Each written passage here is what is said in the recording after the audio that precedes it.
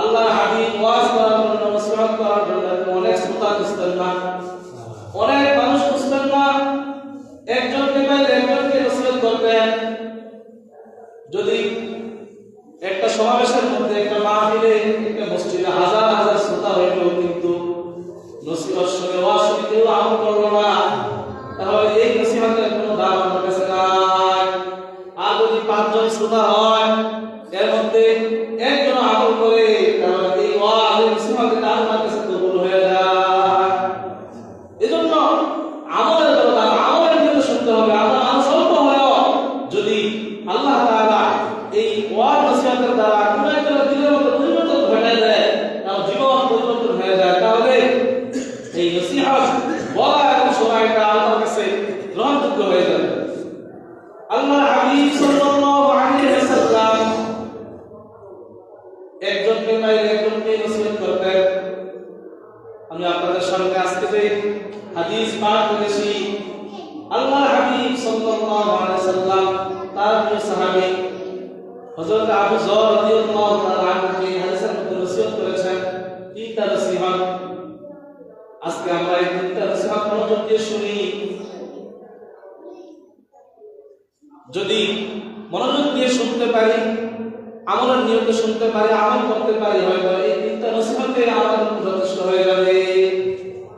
হযরত আবু যর রাদিয়াল্লাহু তাআলা আনহু বলেন, قال لي رسول الله صلى الله عليه وسلم, আমার হাবিব রাসূল কিবরিয়া সরকার দু আলম নবী সাল্লাল্লাহু আলাইহি ওয়াসাল্লাম আমাকে বলতেছেন, ও আবু যর, ও আবু যর, ইত্তাকিল্লাহ হাইথুমা কুনতা। আবু যর রে, তুমি যেখানেই থাকো না কেন, যেখানেই যাও, যেখানেই থাকো, তুমি আল্লাহকে ভয় করো। তাকে ভয় করবে? আল্লাহকে ভয় করো। আল্লাহর ভয় অনেক জিনিস। আবু যর, তুমি যদি আল্লাহর ভয় অন্তরে প্রবেশ করাতে পারো, তাহলে দুনিয়ার মধ্যে আর কোনো নসিহত থাকবে না, আর কোনো ওয়াজ থাকবে না। এক আল্লাহর ভয় তোমাকে ঠিক করে দিবে।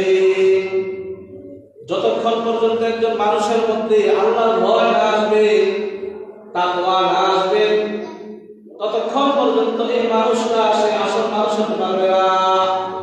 একজন মানুষ প্রকৃত মানুষ তখনই হবে, সত্যিকার মানুষ তখনই হতে পারবে যখন তার মধ্যে তাকওয়া আসবে, খোদাভীতি, আল্লাহর ভয় যখন আসবে। কারণ আল্লাহর ভয় না থাকলে মানুষ অন্যায় কাজ থাকবে, বিরত থাকবে যতক্ষণ তাকে কেউ দেখবে। যখন সে লোক চক্ষু অন্তরালে যাবে, যখন নামের আড়ালে যাবে, কোন জায়গায় যাবে, তখন তার